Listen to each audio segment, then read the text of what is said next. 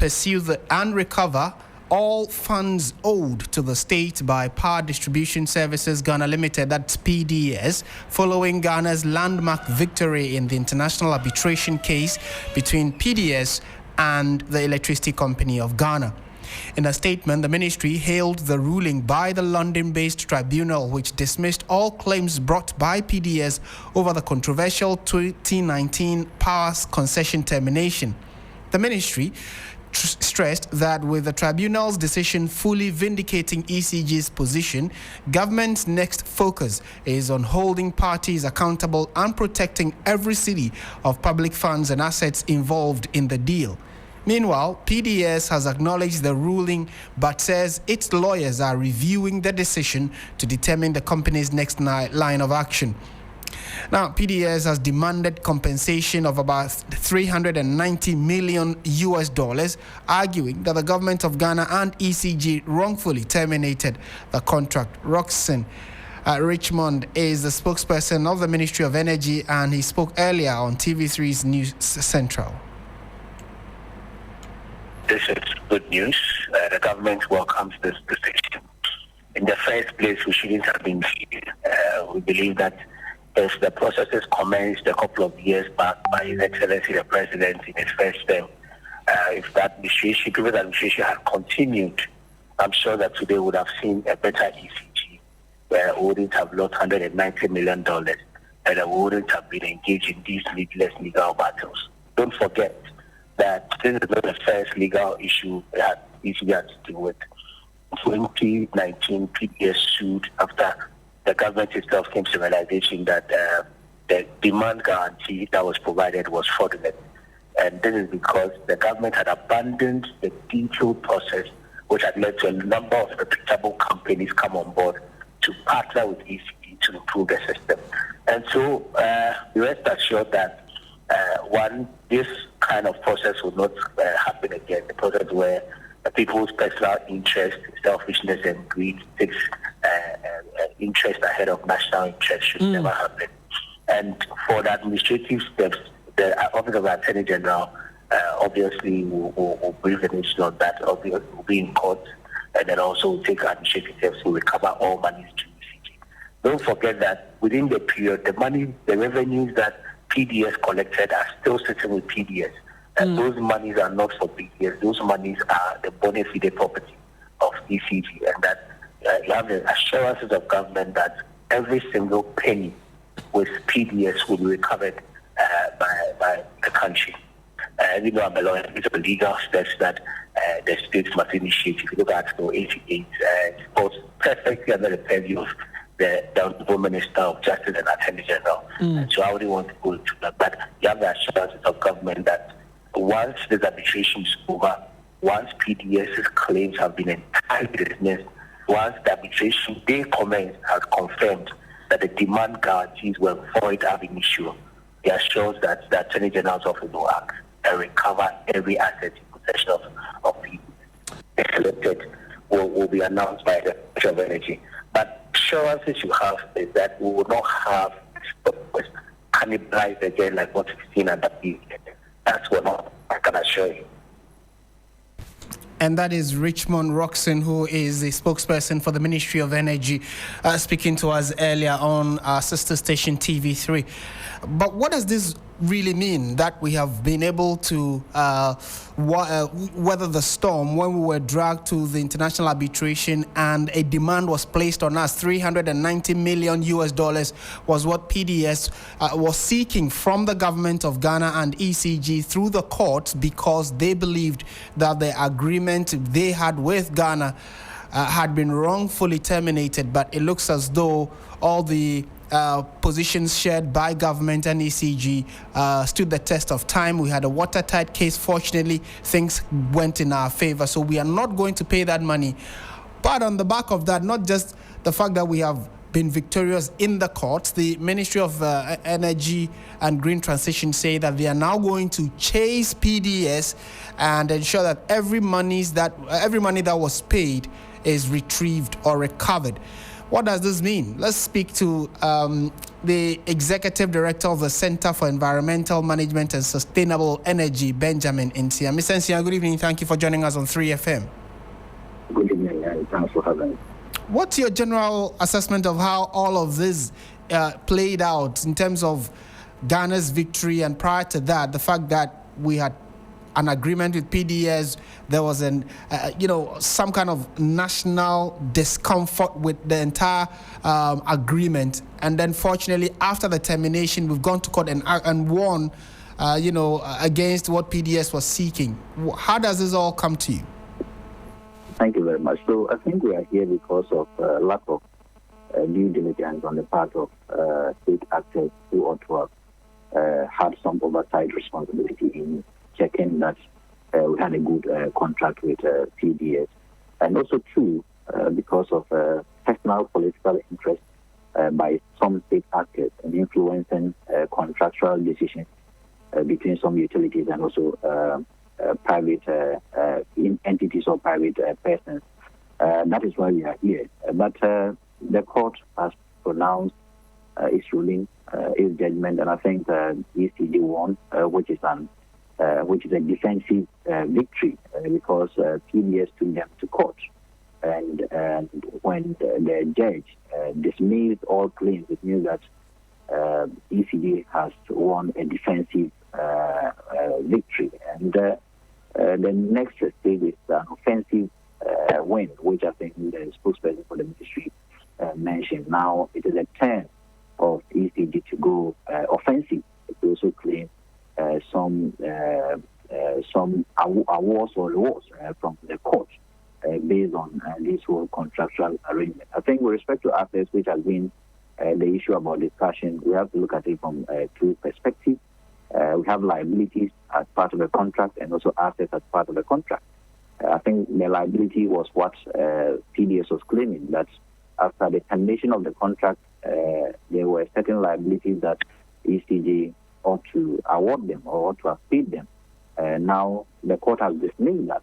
So the offensive side has to do with the assets, whether there were certain fiscal assets that ECG handed over to them, whether there were certain financial assets, technical, operational, and even IT or technological assets that ECG handed over to them. But before we could proceed on these assets, auditors must come in to reconcile and take some auditing and reconciliation of what they received from ECG, what they brought in after those receipts. And then after that reconciliation, maybe certain negotiations will be done. If those settlements are done, I think that they will not be caught to pronounce any judgment. But if PDS becomes adamant, I think that the next step will be to be offensive on them to get retrieve any asset that belongs to the state, which is with them. So it is your thinking that although we terminated the contract probably 3 years ago, there certainly must have still been some assets of ECG in their possession? Likely, there could be. Because when I heard the spokesperson, he mentioned that there are certain revenues even taken by PDS and filled with PDS, and all these are assets. There could be certain fiscal assets like vehicles and other infrastructure which are with PDS to date, and that the ECG could not claim from them because of these offensive approach taken by PDS to claim some liabilities from government. But since the court has dismissed their claims, it means that the time has come for the state to also go after them offensively, to also claim whatever belongs to the state that is with them. But as I indicated earlier, auditors must come in, reconciliation must be done, because whether you like it or yes, PDS might have also injected some form of capital or some form of liquidity into the operations or whatever operation they were engaging. And after this reconciliation, if we still know that there are certain assets as a balance, we claim our assets based on negotiation. But if they don't want to negotiate and still want us to proceed to court, I think that the Attorney General and other state actors will advise the government on it and then proceed to court to claim the assets that are with them. But I believe that PDS should not hold matters at hand. I think that negotiation will help both partners in resolving this particular matter amicably. What does this say about doing business in Ghana? Do you think that as a governance or from the governance perspective, would this ruling have anything to do with transparency and accountability in Ghana's power sector?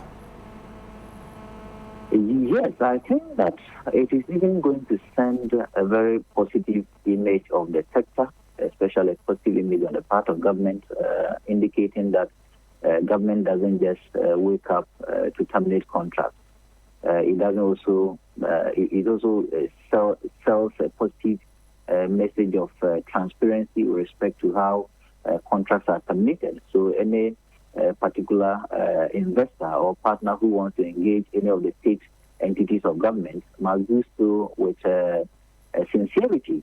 And if you do so with sincerity, I don't think that anything will happen to that contract. But if there's lack of sincerity on the part of a partner in engaging government could go ahead to terminate this contract. So it's a good thing, because I thought that earlier in the delay of the pronouncement of justice or in the delay of the case at the court, that could have had certain negative image with respect to ECG and other utilities attracting the needed investment.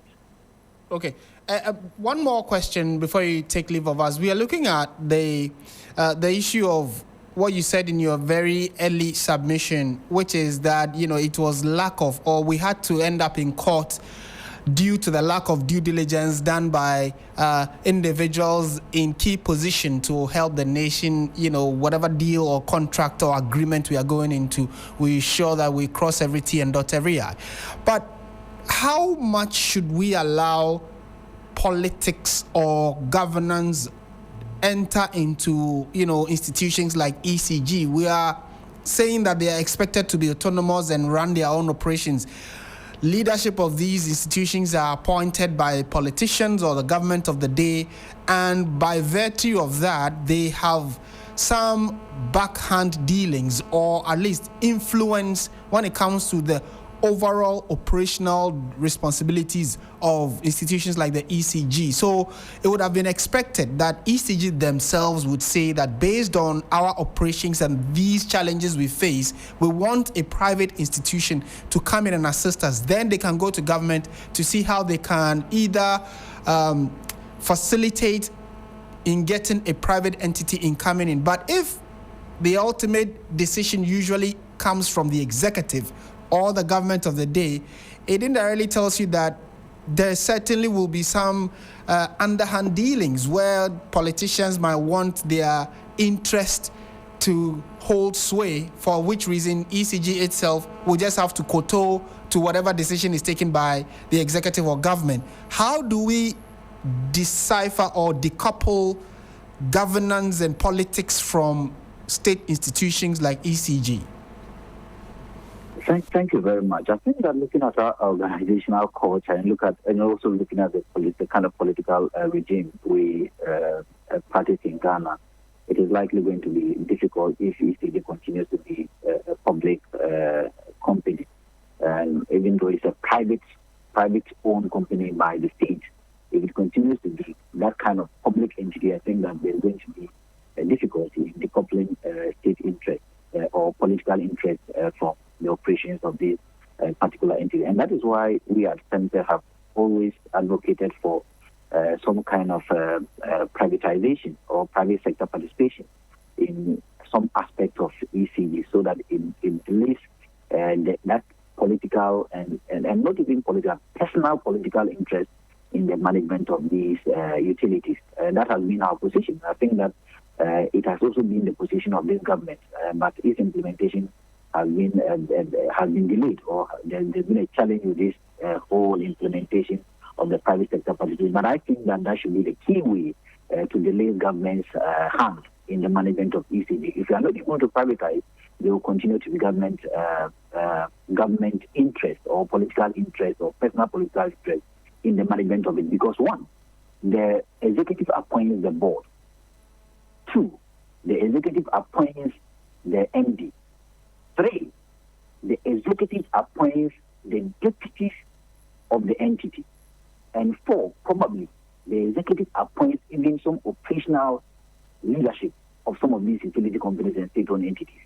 And if executive even appoints some of the operational heads, it also brings in conflict between the authority and delegation of power at some of these state-owned entities. Because sometimes some people feel that since the president appointed me or the minister appointed me, same way they appointed the chief executive officer or the managing director, some directives by the managing director to these appointees will not be implemented, or they may not even respond to the implementation of the directive from their boss, because they believe that they all came from the same person or from the same appointing authority. So it brings that conflict in most of these organizations. So until we amend also the act that establishes some of these entities by allowing private sector participation, or maybe reforming the corporate governance structure of these entities, where we have a new way of forming the board of ECG, and that new way allows the board to appoint an MD, I think that it will be very, very difficult to delete government interest and political party interest from the management of these entities. Right. Fair point you make there, and I would have to leave it here for now. Thank you so much for speaking to us. You're welcome. And that is Benjamin Nsia. He is the Executive Director for the Center for Environmental Management and Sustainable Energy, and has been sharing his thoughts on the big win. He calls it an offensive victory for Ghana, where PDS, you'd recall, PDS was in Ghana. They had a contract with ECG. The government of the time, that is the MPP government, terminated the contract. PDS took the country to court, an arbitration court in London, and after several months and a few years of hearing, the ruling was in our favor. So although they took us to court, the court ruled in our favor. So the amount of money they were seeking to get from Ghana, they were not going to get it. And the interesting twist to that story is that now the government of Ghana says they are going to go after PDS and ensure that every penny that they still have, which belongs to Ghana in terms of assets or physical cash, the state will ensure that they recover it all. And the resource person we just spoke to says that it's a step in the right direction. However, we need to ensure that this kind of unfortunate development does not recur. What do you make of it? Let us know in the comment section. We'll be happy to share your thoughts with the rest of the world. This is still Hot Edition on 92.7. Let's shift our attention again to some other stories now. And